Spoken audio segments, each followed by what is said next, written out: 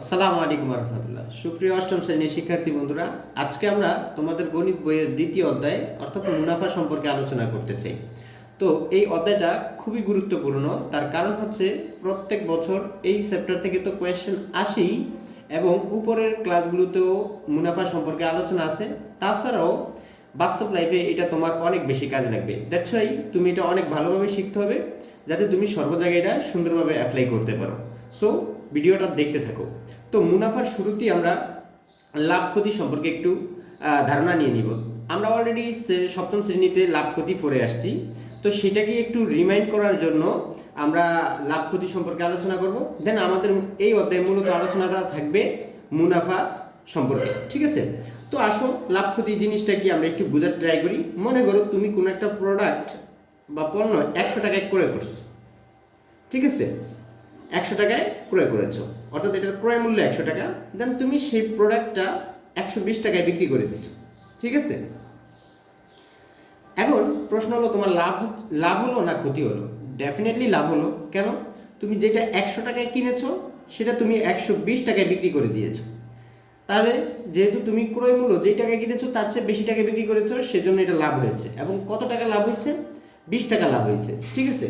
তো লাভ কখন হয়? যখন বিক্রয় মূল্য, ঠিক আছে, গ্রেটার দেন ক্রয় মূল্য, অর্থাৎ বিক্রয় মূল্যটা ক্রয় মূল্যের চেয়ে বেশি হয়, তখন অবশ্যই কী হয়? লাভ হয়। হ্যাঁ, এবং লাভের পরিমাণটা আমরা কিভাবে বের করি?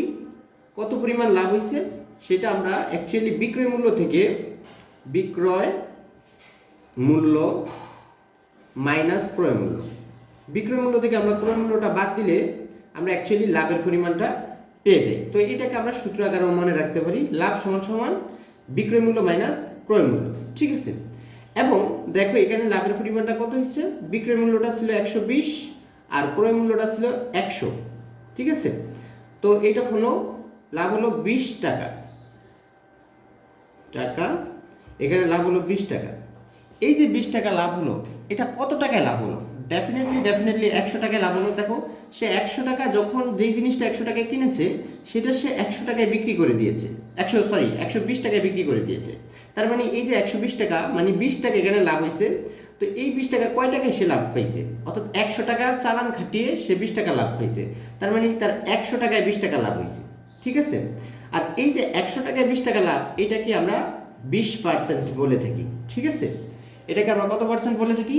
20%। যদি 100 টাকার ভিতরে 5 টাকা লাভ হইতো তাহলে এটাকে আমরা 5% বলতাম। 100 টাকায় যদি 20 টাকা ক্ষতি হইতো সেটাকে 20% ক্ষতি বলতাম। অর্থাৎ 100-র ভিতরে যত ক্ষতি লাভ হবে সেটাই অত পার্সেন্টেজে পরিণত হবে। আশা করি বুঝতে পারছো। তো বন্ধুরা সিমিলারলি খেয়াল করো, মনে করো তুমি 100 টাকায় একটা প্রোডাক্ট কিনছো, ঠিক আছে? 100 টাকায় একটা প্রোডাক্ট কিনছো, কিন্তু সেটা তুমি 90 টাকায় বিক্রি করে দিছো, ঠিক আছে? তাহলে এখন তোমার লাভ হয়েছে না ক্ষতি হয়েছে? ডেফিনেটলি ক্ষতি হয়েছে। কত টাকা ক্ষতি হয়েছে? 10 টাকা। কারণ তুমি জিনিসটা কিনছো 100 টাকায়, বিক্রি করে দিছো তার চেয়ে 10 টাকা কমে, অর্থাৎ 90 টাকায়। দেখছো তোমার ওই 10 টাকায় ক্ষতি হয়েছে। তাহলে ক্ষতি কখন হবে? যখন বিক্রয়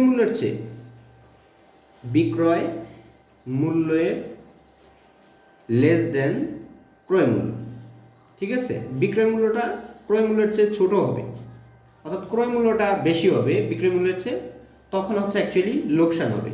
তো আমরা লিখতে পারি লোকসান বা ক্ষতি সমান ক্রয় মূল্য। তখন কিন্তু ক্ষতির ক্ষেত্রে ক্রয় মূল্যটা বড় থাকে। অবশ্যই আমরা সবসময় বড়টা থেকে ছোটটা মাইনাস করার ট্রাই করি, রাইট? ক্রয় মূল্য মাইনাস বিক্রয় মূল্য, ঠিক আছে? ওকে, তো ক্ষতি সমান সমান আমরা এই সূত্রটা লিখতে পারি, ক্রয় মূল্য মাইনাস বিক্রয় মূল্য। আবার দেখো তুমি যদি ক্ষতির পরিমাণ এবং ক্রয় মূল্য জানো তাহলে কিন্তু এই ইকুয়েশন থেকে বা এই সূত্র থেকে তুমি বিক্রয় মূল্য বের করতে পারবা, অথবা ক্ষতি আর বিক্রয় মূল্য জানলে তুমি কিন্তু ক্রয় মূল্য বের করতে পারবা। কিভাবে? যেমন ধরো ক্ষতি আর বিক্রয় মূল্য তুমি জানো, তাহলে বিক্রয় মূল্যটাকে এই ক্ষতির সাথে যুক্ত করলে তুমি পেয়ে যাবে কি? ক্রয় মূল্য, ঠিক আছে? ওকে, যেমন এখানে খেয়াল করো আমরা ক্ষতির পরিমাণটা বের করি। ক্ষতি সমান, এখানে খেয়াল করো ক্রয় মূল্য কত ছিল? 100 টাকা মাইনাস বিক্রয় মূল্য কত ছিল?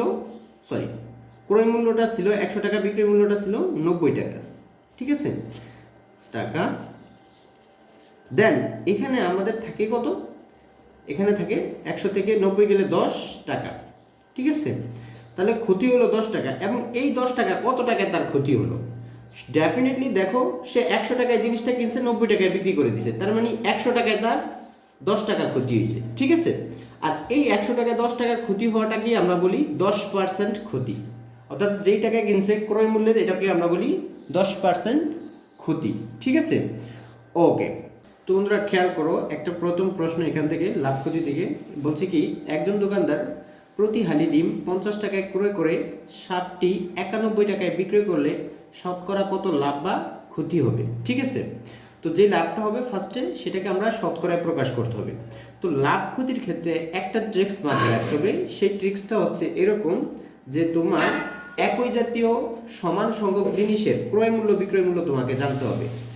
একই জাতীয় সমান সংখ্যক জিনিসের ক্রয় মূল্য বিক্রয় মূল্য জানা লাগবে। সমান সংখ্যক জিনিসের ক্রয় মূল্য বিক্রয় মূল্য জানতে হবে।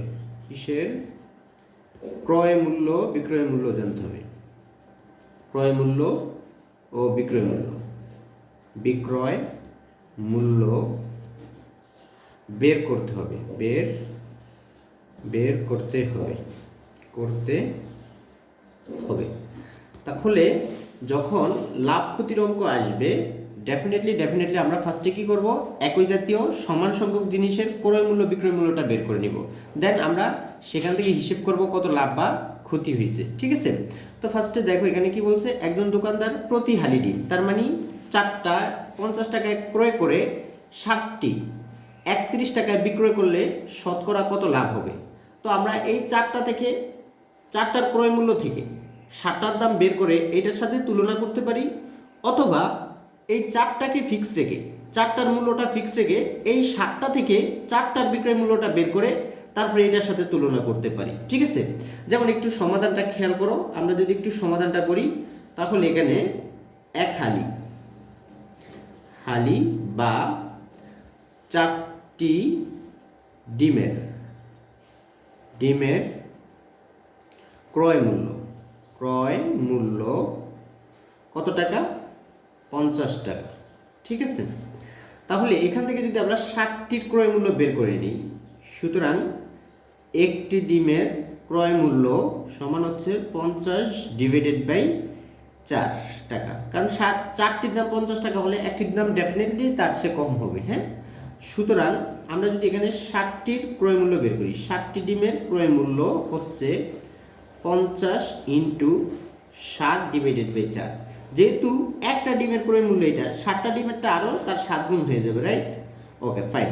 এখন আমরা যদি এটাকে কাটাকাটি করি, তাহলে এখানে কত আসবে দেখো, আমরা যদি এটাকে 2 দ্বারা কাটি, 25 দ্বিগুণা 50, আর 25কে যদি আমরা এখানে 7কে কাটা দিই 2 দ্বারা, তাহলে 3.5, ঠিক আছে, 3.5 পাওয়া যাবে।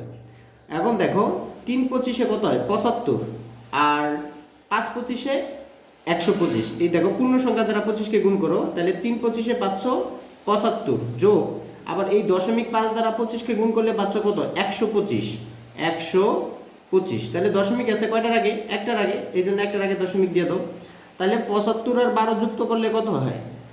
তোমার হচ্ছে যা 7 আর হচ্ছে যা 8, 87.5, 87.5। ওকে, তো আমরা এখানে পাচ্ছি 87.5 টাকা। 60টা ডিমের ক্রয় মূল্য পাচ্ছি 87.5 টাকা। আবার দেখো 60টি ডিমের এবার বিক্রয় মূল্য কত দেওয়া আছে? 91 টাকা। তাহলে লাভ হয়েছে না ক্ষতি হয়েছে?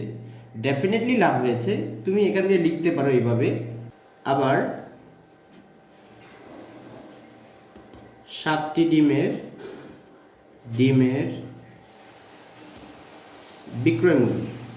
বিক্রয় মূল্য 91 টাকা। যেহেতু বিক্রয় মূল্য গ্রেটার দেন ক্রয় মূল্য, যেহেতু বিক্রয় মূল্যের চেয়ে ক্রয় মূল্যটা বেশি, সুতরাং লাভ হয়েছে। এবং লাভের পরিমাণটা কত আমরা সেটা বের করব। তাহলে সুতরাং লাভ সমান হবে, দেখো বিক্রয় মূল্য কত টাকা? 91 টাকা মাইনাস ক্রয় মূল্য কত টাকা 87.5 টাকা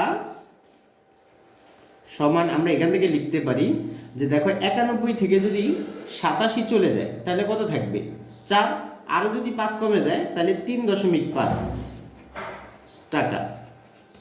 তার মানে এখানে এই যে 3.5 টাকা এটা লাভ হয়েছে কয় টাকায়, এটা লাভ হয়েছে তার অবশ্যই দেখো এখানে ক্রয় মূল্যটা কত 60টার, এই যে 87.5 টাকা। সবসময় মাথায় রাখবা যখন এটা পার্সেন্টেজে নিবা তখন তুমি ক্রয় মূল্যের দিকে খেয়াল করবা, যেই সমান সংখ্যক জিনিসের ক্রয় মূল্য বের করছো সেই জিনিসের ক্রয় মূল্যটা কত ছিল, অর্থাৎ কত টাকা এত টাকা লাভ হয়েছে।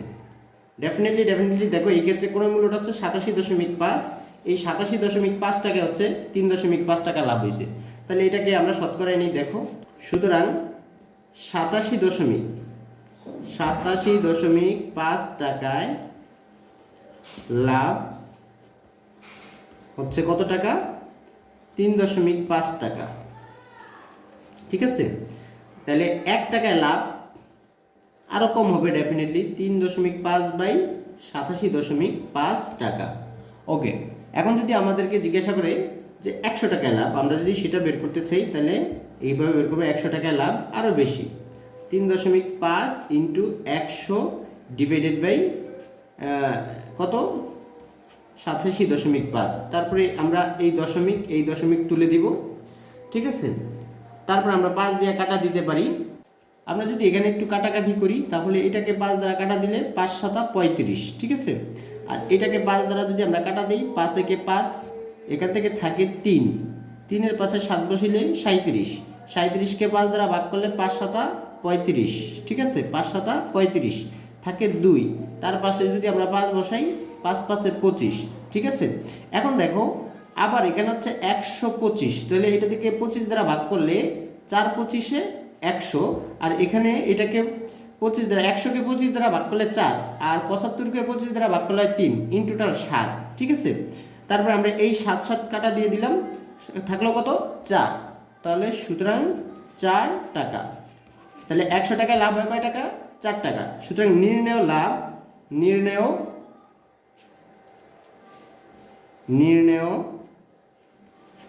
লাভ হচ্ছে 4%।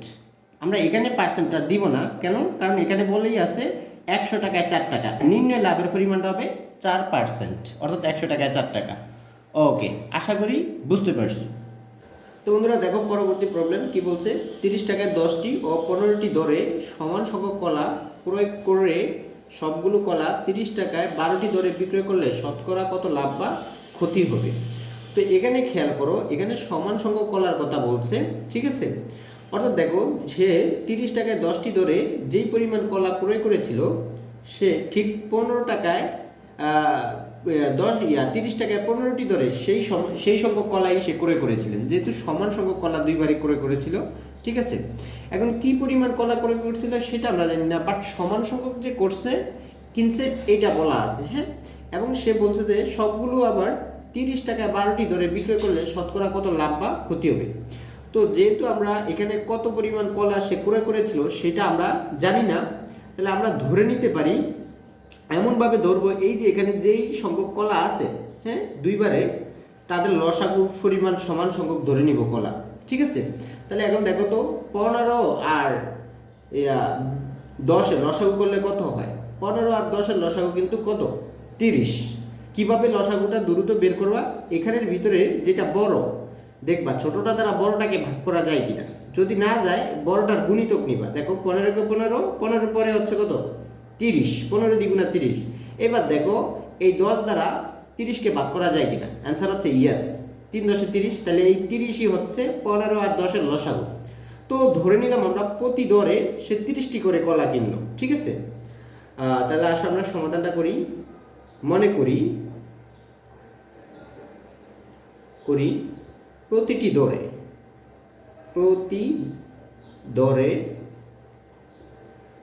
30টি কলা ক্রয় করলেন, ঠিক আছে। এখন দেখো তাহলে আমরা এখানে পাই 11। দেখো 10টি কলার ক্রয় মূল্য কত? 10টি কলার ক্রয় মূল্য কত টাকা? 30 টাকা। 30 টাকা। তাহলে এখান থেকে আমরা কি করব? এই যে 30টি কলার ক্রয় মূল্য বের করব। সুতরাং একটি কলার ক্রয় মূল্য, ঠিক আছে, 30/10 টাকা। সুতরাং 30টি কলার, যেহেতু আমরা 30টি ধরে নিয়েছি, সে 30টি ক্রয় করলেন, তাহলে 30টি কলার ক্রয় মূল্য কত টাকা হবে? 30/10 × 30 টাকা, ঠিক আছে। তাহলে এই শূন্য কাটা, 3 দ্বারা 30কে গুণ করলে কত হবে? 3 × 90 টাকা, ঠিক আছে। তাহলে আমরা 30টি কলার ক্রয় মূল্য পেয়ে গেছি 90 টাকা। এখন এটা হচ্ছে একটা ধাপ, সে তো 2টা ধাপে ক্রয় করেছিল, হ্যাঁ। তাহলে দ্বিতীয় ধাপে তার ক্রয় মূল্যটা আমরা বের করার ট্রাই করব। তাহলে আমরা এখানে এখন না দিয়ে প্রথম ক্ষেত্রে, আচ্ছা, দ্বিতীয় ক্ষেত্রে আমরা দেখো আবার সে কয়টি কিনছে? 15টি কলার ক্রয় মূল্য কত টাকা?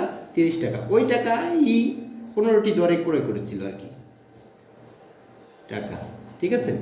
তাহলে একটি কলার ক্রয় মূল্য হবে 30/15। সুতরাং এখান থেকে বের করবো কয়টি? 30টি, কারণ প্রতিটি দরে আমরা 30টি ধরে নিয়েছি না, মনে করলাম যে 30টি কলাই সে কিনেছিল, যেহেতু সমান সংখ্যক কিনছে দুইবারে। তাহলে 30/15 × 30 টাকা। তাহলে দেখো 15 দ্বিগুণা কত? 30। তাহলে 30 দ্বিগুণা কত হয়?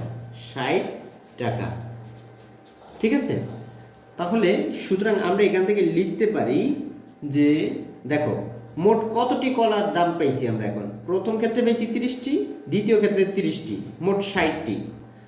সুতরাং 30 + 30 বা দ্বারা 60টি কলার ক্রয় মূল্য কত পাইছি? প্রথমে পাইছি 30টির 90 টাকা, পরে 30টির পাইছি 60 টাকা দিয়া সমান, এখানে আমরা বা দিয়ে কত লিখতে পারি? 150 টাকা, 150 টাকা, ঠিক আছে। তাহলে আমরা এখান থেকে লিখতে পারি, সুতরাং একটি কলার ক্রয় মূল্য কত টাকা হবে? 150/60 টাকা, ঠিক আছে। আচ্ছা, এখন প্রশ্ন হলো আমরা এখান থেকে একটির দাম বের করছি, আমাদের উদ্দেশ্য হচ্ছে কয়টার দাম বের করা? আমাদের উদ্দেশ্য হচ্ছে 12টার দাম বের করা। কেন 12টার দাম বের করব? কারণ সে ওই 30 টাকায় 12টি দরে সবগুলা বিক্রি করছে, ঠিক আছে। সুতরাং আমরা কি করব? 12টির দাম বের করব। তাহলে লিখি 12টি কলার ক্রয় মূল্য 150/60 × 12, ঠিক আছে। তা কাটা দাও, 5×12 = 60। তারপরে 5 দ্বারা এটাকে কাটলে 3 × 5 = 15, আর শূন্য কাইটা উপরে উঠে দাও, 30 টাকা। দেখো 12টির বিক্রয় মূল্য হচ্ছে 30 টাকা এবং ক্রয় মূল্য 30 টাকা। তাহলে লাভ বা ক্ষতি কিছু হবে না। আমরা লিখতে পারি যেহেতু ক্রয় মূল্য সমান বিক্রয় মূল্য, সুতরাং লাভ বা ক্ষতি কিছুই হবে না। সুতরাং লাভ বা ক্ষতি কিছুই হবে না, ঠিক আছে। আশা করি বুঝতে পেরেছো। তো অনেকে ভাবতে পারে যে এইভাবে আমরা করতে পারি, 10টা আর 15টা একত্রে যোগ করে 25টার ক্রয় মূল্য 30/30/60, সেখান থেকে আমরা 12টার মূল্য বের করে হিসেব করতে পারি।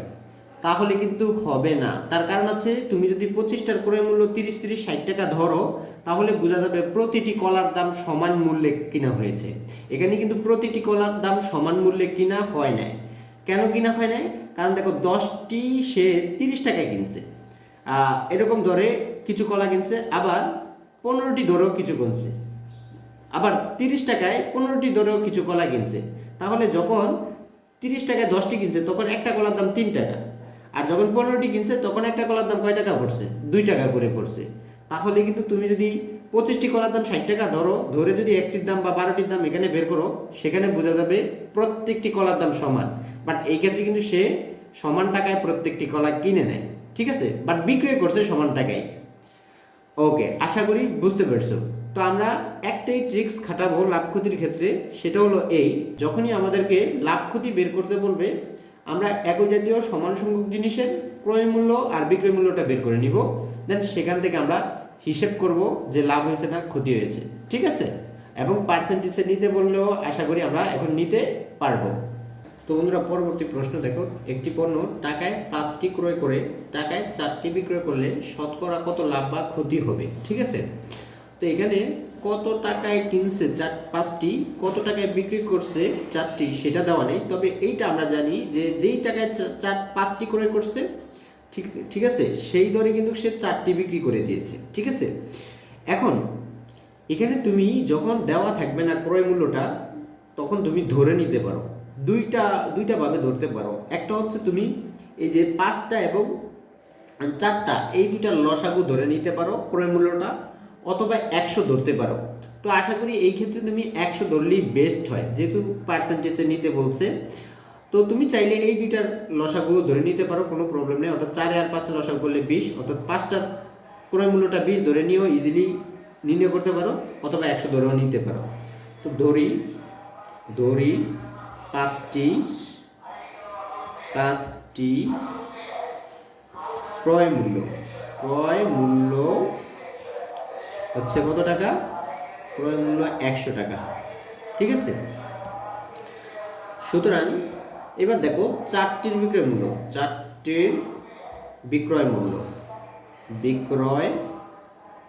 মূল্য কত টাকা? বিক্রয় মূল্য হচ্ছে তোমার 100 টাকা হবে। কেন 100 টাকা হবে? কারণ 5টি যেই দরে কিনেছিল 4টি সেই দরেই বিক্রি করে দিয়েছে, ঠিক আছে। এখানে আমরা যেহেতু 5টির ক্রয় মূল্য 100 টাকা ধরছি, তাহলে 4টির বিক্রয় মূল্য হবে 100 টাকা। তো আমরা বলছি লাভ ক্ষতির ক্ষেত্রে সমান সংখ্যক জিনিসের ক্রয় মূল্য বিক্রয় মূল্য বের করব।